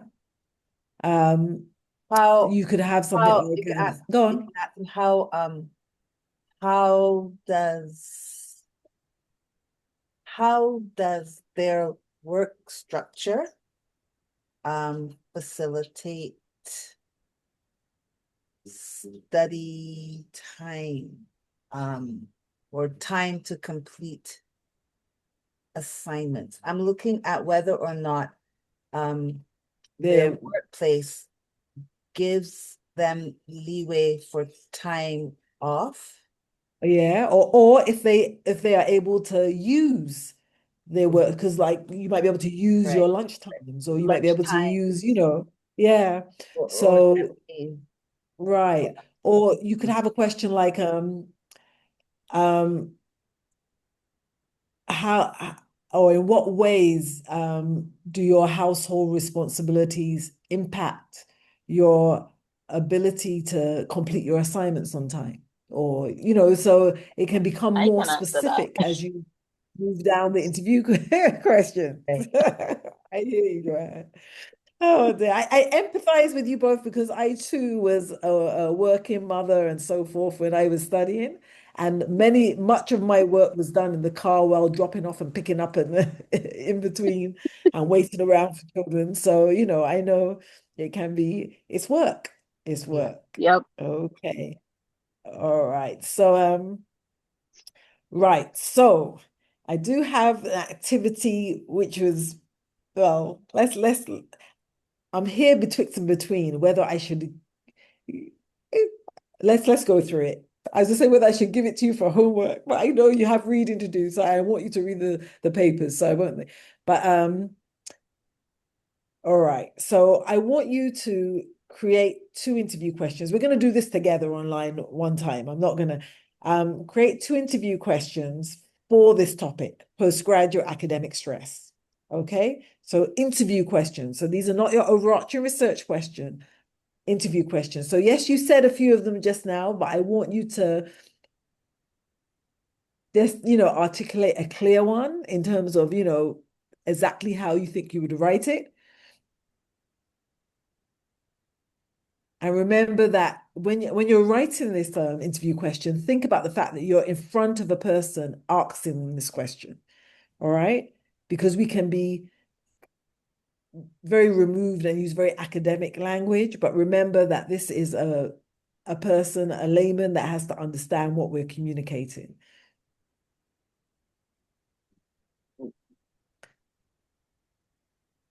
So when you Since you think you have one, I just give you. since you've started, okay, since the Go beginning on. of this semester, have you felt stressed out? And I use that term stressed out because it's more colloquial, and then follow that up with um in what ways? Okay. Okay. So Joanne, you heard that. I want you to critique it. Um, I'm trying. I don't know how to start. Because I'm trying to reframe it as opposed to critique it. But I get what Okay. you're trying to say, but I don't think I agree with how you said it. Okay. Yeah, I'm okay with So what is the the part that you question. have an issue with? Um, stressed out. What does that mean? Mm-hmm. That's one. And then the other part was, Donna, I forgot the other part. Oh, I talked So it's about okay. It's okay. right. But that's good. What I would tell you, Donna, is that Mhm, if in asking the more general questions, mhm, the participant says, I'm just stressed out all the time.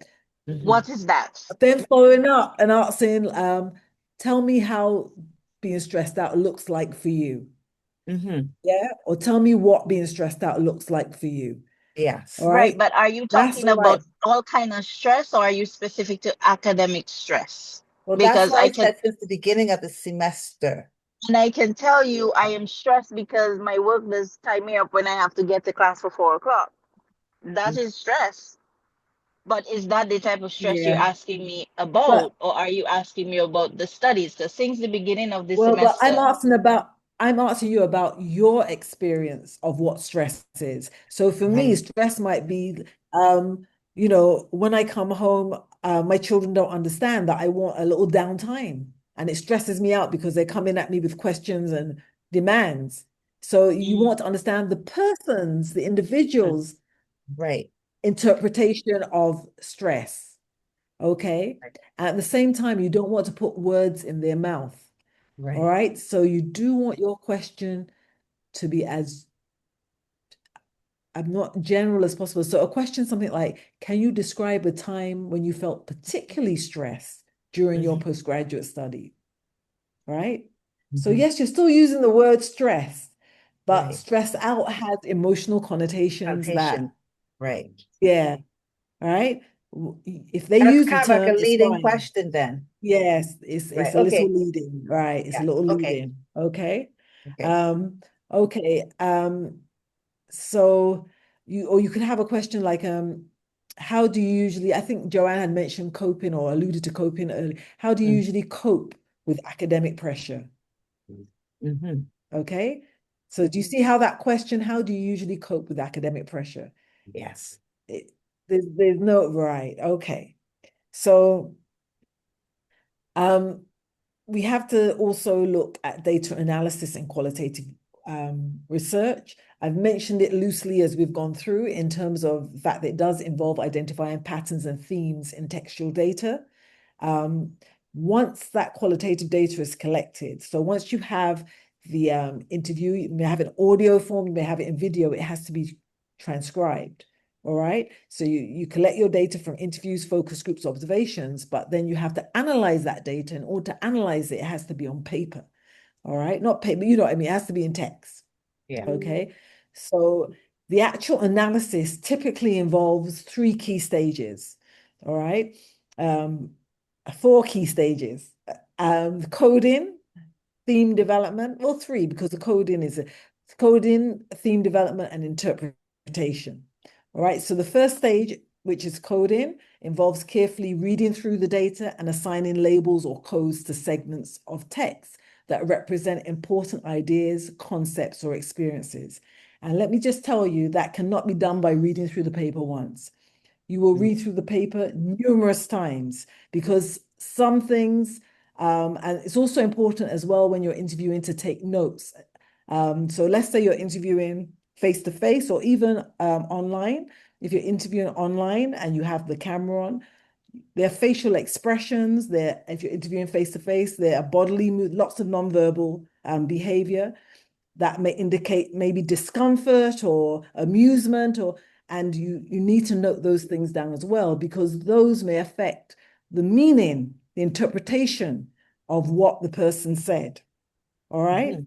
So interviews are not just about listening and collecting information that way, but you're also observing. All right. Mhm. I was going to give you an speech example, but as okay, I well was in going to say, terms of when you observe speech as well in terms of how they respond to the yeah, question. yeah, Yeah. yeah. Okay. Their tone, just so it's Tone. back to therapy 101. Their Yeah. tone, their speed of speech, Whether or not they're crying. yeah, yeah, Okay. Okay. yeah. Or turn away from you, Interesting. avert their eye contact, all those things. Okay. Mhm. And also, well, yeah, it varies as well, depending on the topic, as to how important those things are, but they're important nevertheless. Right.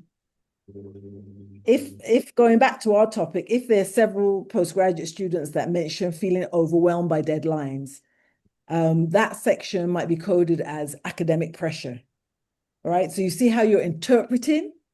Mhm. They just say, oh, deadline after deadline or da da da da. You're not saying, you're not coding that as overwhelmed by deadlines. You're coding that as academic pressure based on what was said, how it was said. Okay. Right. Their The facial second stage, expression and their body reaction, because all of that can lead to pressure. all of that, if that is, Ah, yeah, can okay. be Oh. incorporated into your interpretation. All Hmm. right. The second stage is theme development. After coding the data, or researchers look for patterns and connections among the codes. All right. So related codes are grouped together to form themes. And the themes capture broader patterns in the data. So for instance, codes like time pressure, heavy workload, lack of sleep might combine into a theme that we choose to call sources of academic stress. All right. So the person that you're interviewing will never ever call them sources of academic stress. They will never ever say, oh, there are a number of sources of academic stress that I'm experiencing. You understand? But they'll be telling you about how, they feel that there's not enough time to do these assignments and every minute work's being thrown at us and I'm not able to sleep at night. And we are taking those themes and we're taking those and we've coded them and we're developing them into a theme that we then call academic stress. I'm hoping that your head nodding and you're understanding me. That's all right. Yes. Yeah, okay. So then the final stage then is interpretation. Okay, so here what we do is that we reflect on what the themes mean in relation to the research question. Okay, as well as the broader context. So interpretation involves explaining the significance of the findings and linking them to existing research or theory, right? And the existing research or theory is what you would have covered in your literature review. So you are now explaining how your findings are of any kind of significance or importance based on what went before. All right. Now, what went before, they may have let's just be ridiculous and say that much of the research before had been quantitative, and what they found was that postgraduate students who work and study thrived on lack of sleep and felt that they weren't given enough work, right? When they compare themselves to let's just, right?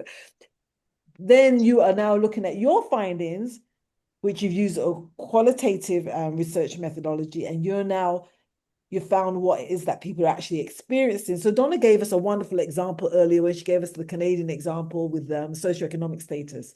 What the numbers are telling you are one thing, but what people are actually experiencing on the ground is something else. So you then discuss those findings in light of that, okay? So it helps us, this process of data analysis in qualitative research helps us move from the raw qualitative data to meaningful insights about people's experiences. Okie dokes. All right. Oh, do I really just have 1 minute left? Okay, yeah. All right. Can we go by just about 5 minutes? I'm gonna whip through all right, I'll whip through I can't believe time goes so quickly. Anyway, let me go.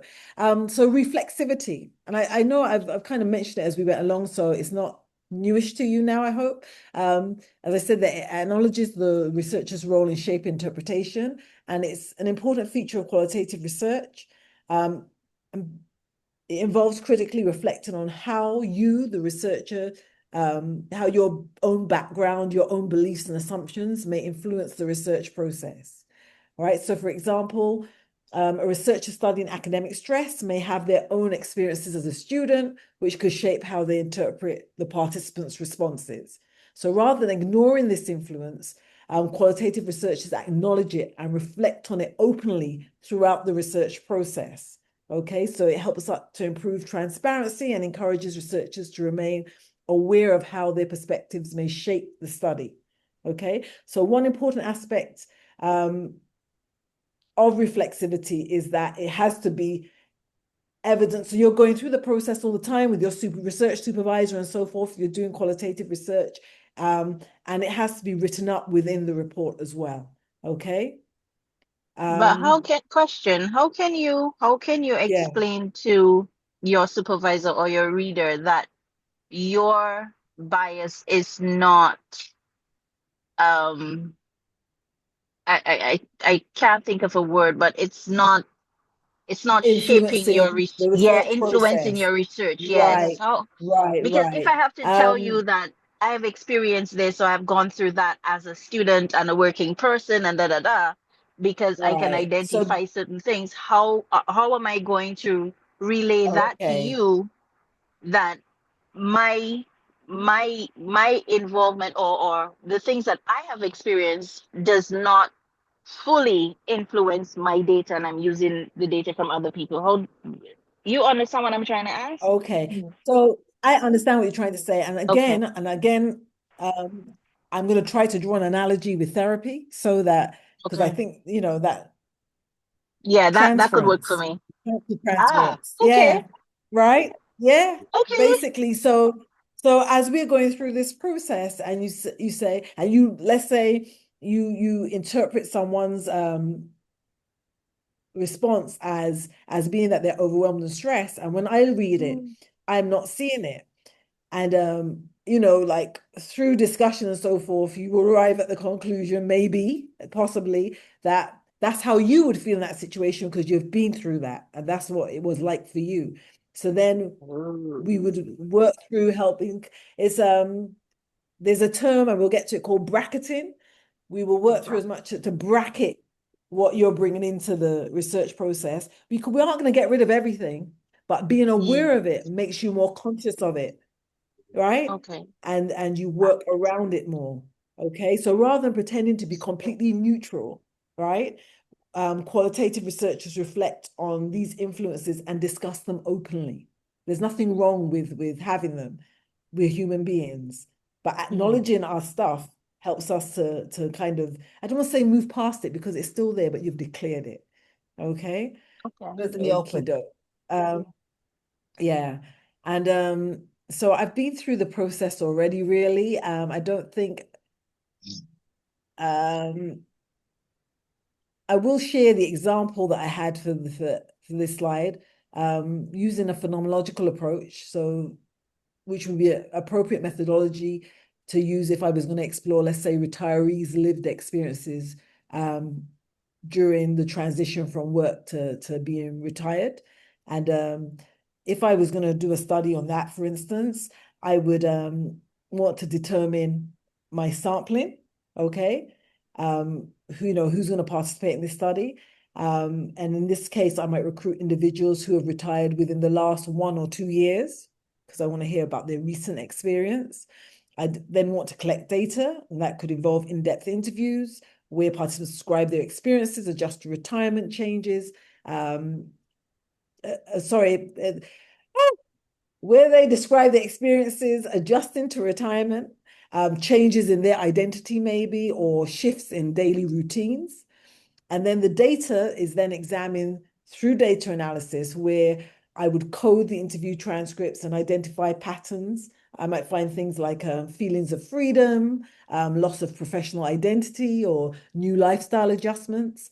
And then finally, I'd move to interpretation, right? So I'd have to group that to get the overarching themes, but then um, I'd have to look at what these themes reveal about the broader experiencing of transition into retirement and how people navigate this life change.